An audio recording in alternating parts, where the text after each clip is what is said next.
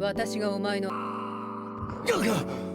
遠い昔の景色を見た気がする。よしよし、大丈夫。よせ。ダ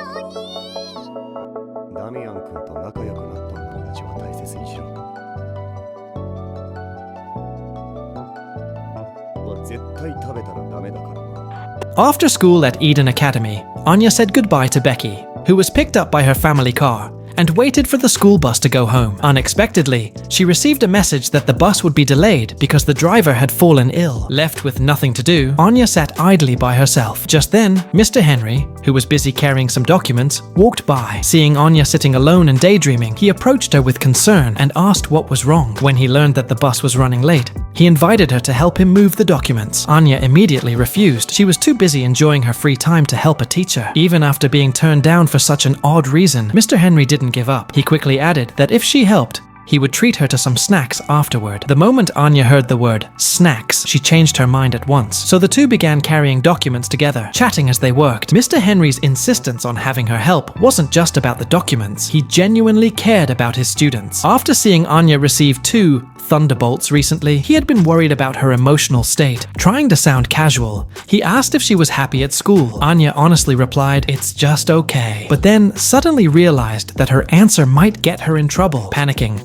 she quickly asked if saying she wasn't happy would make her a bad student. Mr. Henry smiled warmly and assured her it wouldn't, explaining that when he was in school, he too often felt unhappy and had no one to talk to. He used the moment to gently remind Anya that it's okay to share your worries with someone. Showing vulnerability is also a form of courage. Instead of sympathy, Anya responded with casual confidence, which left Mr. Henry completely stunned. He'd noticed that ever since the thunderbolts were handed out, most students had been depressed and gloomy, but this little girl, who'd received 2 of them, seemed completely unfazed. Her calm and composed attitude made Mr. Henry silently admire her grace. At the same time, he felt embarrassed for worrying unnecessarily. An awkward silence followed. In truth, Anya wasn't strong or composed. She had simply forgotten all about the thunderbolts. If she hadn't accidentally read Mr. Henry's thoughts, she wouldn't even have remembered the whole incident. After all, getting 2 thunderbolts was already a pretty big headache, a real crisis for her little brain. Wanting to keep the conversation going until the snacks arrived, Anya decided to bring up her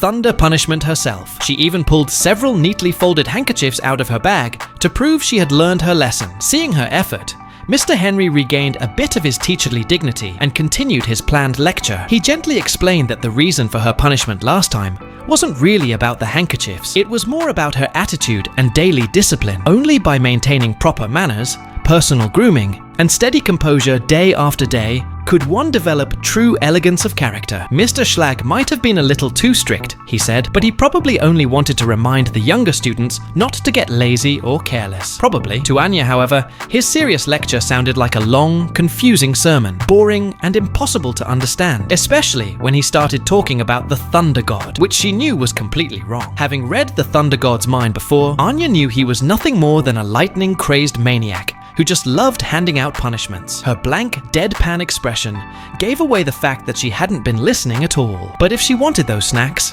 she had to pretend she understood everything. So she quickly pieced together a few words she remembered and tried to make sense of them. Anya confidently declared that she had fully understood what personal grooming and refined manners meant. It was about folding your handkerchiefs very carefully, layer by layer, and keeping them perfectly tight so you'd never get another thunderbolt. Her completely serious nonsense left Mr. Henry utterly speechless. Trying to regain his composure, he asked her why she wanted to become an imperial scholar in the first place. Unable to reveal anything about her father's secret mission, Anya thought for a moment and proudly answered, "I just think the title sounds really cool." Her smug, shallow response stunned Mr. Henry once again. He vividly remembered her interview when she had passionately declared that she wanted to challenge the ultimate boss, to become someone like the headmaster himself, and said she was ready to train right next to death to achieve that dream. Now, looking at the same girl, the 2 Thunder Warrior, that old elegant declaration seemed almost unbelievable. To help her understand what being an Imperial Scholar truly meant, Mr. Henry brought her to Eden Academy's Hall of Fame. On the walls hung portraits of every Imperial Scholar from the school's 500-year history. Each of them had studied tirelessly,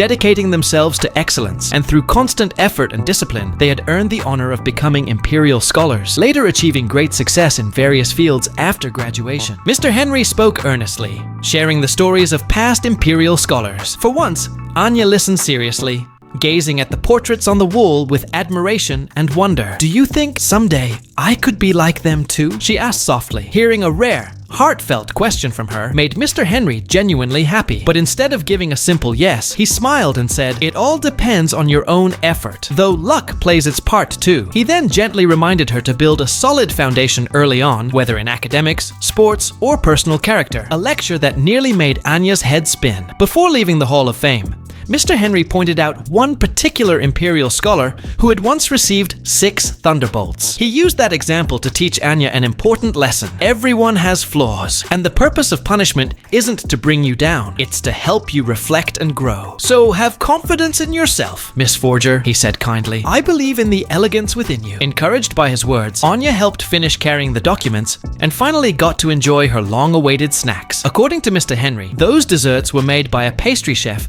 who was once an imperial scholar himself, the flavor perfected through years of trial and refinement. Anya's review of the delicacy was short and simple. Very sweet, very yummy. After finishing her snacks, she politely thanked Mr. Henry for the treat. He took the chance to offer her a bit of tutoring before she left, but Anya quickly turned him down, claiming the new episode of Spy Wars had just been released. The veteran educator Henry Henderson could only sigh, questioning his own teaching skills and muttering, "Education really is difficult." But in truth, the lesson hadn't been in vain. If anything, Mr. Henry himself had learned something that day, that true success only comes through steady effort and persistence. Later that evening, when Anya got home and saw her parents completely exhausted from their secret missions, she decided to work hard alongside them. Determined, she gave up on watching Spy Wars and asked her father to help her review her homework, nearly giving poor Lloyd a heart attack, since he had no idea why his daughter was suddenly so well-behaved and studious.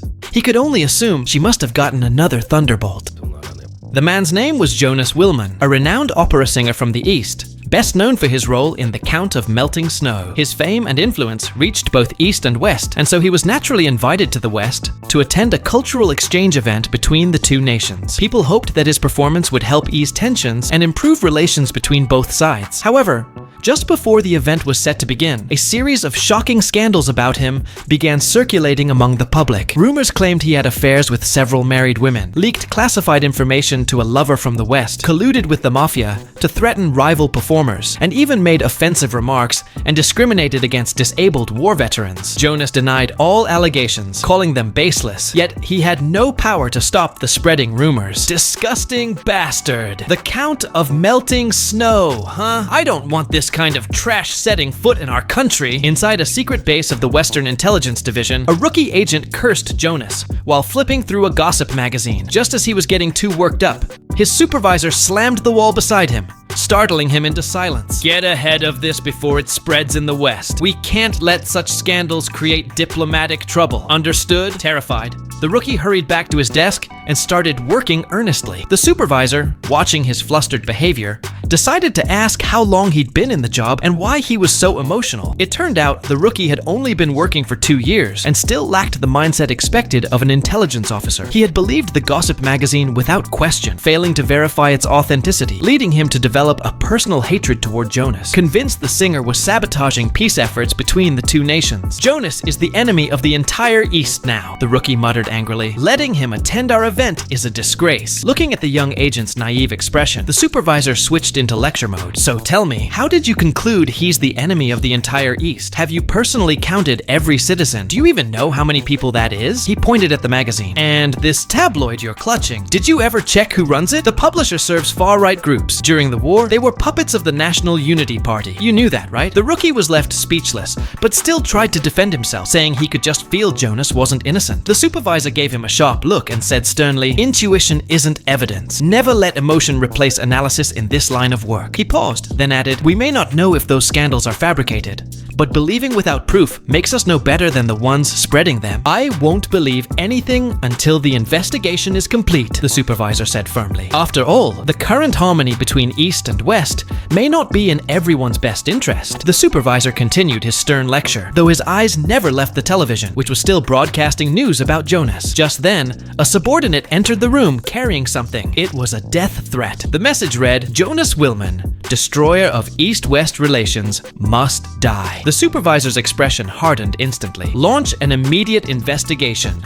Confirm the source." The rookie, however, muttered skeptically, "It's probably just some prank." That remark earned him another round of the supervisor's infamous training session. "What if that so-called prank causes a war?" the supervisor shot back. "Would you dare to excuse yourself later by saying, 'I didn't think it would turn out this serious'?" After a sharp glare, he turned to leave. "I'll head to the embassy and review the event's arrangements. You all handle the rest." Without another word, he departed, leaving the rookie in the care of a seasoned senior agent, the same gruff old officer who often guided the new recruits. The next day, the rookie came rushing into the office, shouting excitedly, "Sir, I got the latest issue before release. It says Jonas has been cleared. The scandal's been overturned." He proudly waved the magazine. "See, I knew he wasn't that kind of man. From the start, I had a feeling that tabloid was shady. Those people criticized him without even knowing the truth. Pathetic, really." As the rookie bragged, pretending he had been on Jonas's side all along, the supervisor's face twitched in irritation. Without a word,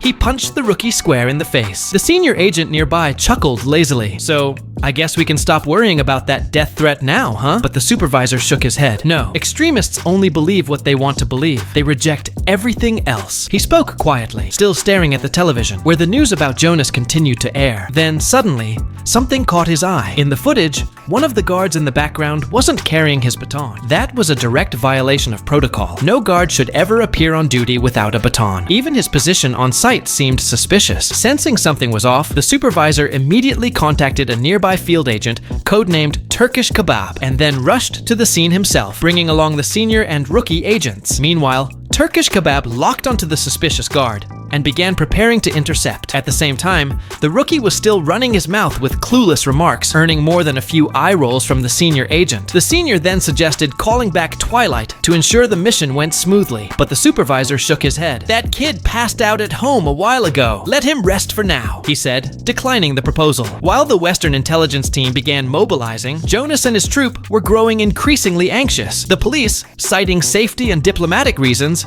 had forbidden them from leaving their office, but the free-spirited artists were desperate to attend that evening's party. So, against orders, they decided to sneak out through the back door. Unbeknownst to them, a hitman disguised as a security guard was already waiting outside, attaching a silencer to his pistol. And what he didn't know was that Agent Turkish Kebab was watching him the whole time. Over the communicator, Turkish Kebab quipped, "Here's your mint chocolate Turkish Kebab delivery." Realizing the assassin was about to make his move, Turkish Kebab acted fast. He rushed forward and intercepted Jonas at the back door, pretending to deliver takeout, successfully blocking the assassin's line of fire. At that very moment, the supervisor arrived on site. Without hesitation, he drew his belt and lashed out with lightning speed, striking the gun right out of the killer's hand. Panicking, the assassin pulled out a knife, but before he could react, the supervisor's belt buckle whipped upward, smashing straight into his jaw. The assassin collapsed instantly. "Get him out of here," the supervisor ordered briskly, motioning to the senior and rookie agents. Turkish Kebab, maintaining his cover, excused himself by saying he'd delivered to the wrong customer and quietly slipped away. And just like that, an incident that could have jeopardized East-West relations was neutralized without the public ever knowing. Jonas, blissfully unaware that he had narrowly escaped death, boarded his transport to the West the next day with a cheerful smile, looking more relaxed than ever. The supervisor, however, had strained his shoulder during the fight, a reminder that age was catching up to him. Later, the Western Intelligence Division completed its background check on the assassin. He was a former soldier from the East, dishonorably discharged after the war, who had changed jobs frequently and been arrested several times for violent behavior. His motive for attempting to kill Jonas was, the motive for the assassination was simple: to punish him on behalf of the people. The supervisor called the attacker a revenant of the war in the East, saying he'd slipped into extremism because he still believed he was fighting for peace. He told the family to take it as a warning and to keep reminding themselves. The rookie bowed his head. "This taught me a lesson. I was so ignorant. I almost blamed a good man. I swear I won't be fooled by appearances again. When he returns home, I'll go to his performance and apologize." Lost in his self-righteousness, the rookie kept talking until the senior agent broke the mood. "That fellow might end up exiled in the West and never return," the senior warned. "One of his supposed affairs has been confirmed. The woman was the mafia boss's wife. If he goes back to the East, he probably won't survive. Life's like a play, full of surprises," the senior added, lounging on the sofa like an uncle swapping gossip. The supervisor, visibly angry, snapped that he was done cleaning up other people's messes. Only the rookie looked stunned. "How many things are there that I don't know?" he asked. "Don't look for shortcuts to answers," the supervisor replied. "Your job is to keep thinking, work your brain. Intelligence work isn't easy." Even the legendary spy, Twilight, once had the administrator grab him by the collar and gently remind him to let go of his fixed ideas. He was told not to take everything at face value, because in this line of work, nothing is ever simply black or white. Twilight could afford not to think too much. At least he was handsome enough to get away with it. But for a rookie intelligence officer, if they don't use their head, then they're truly of no use at all.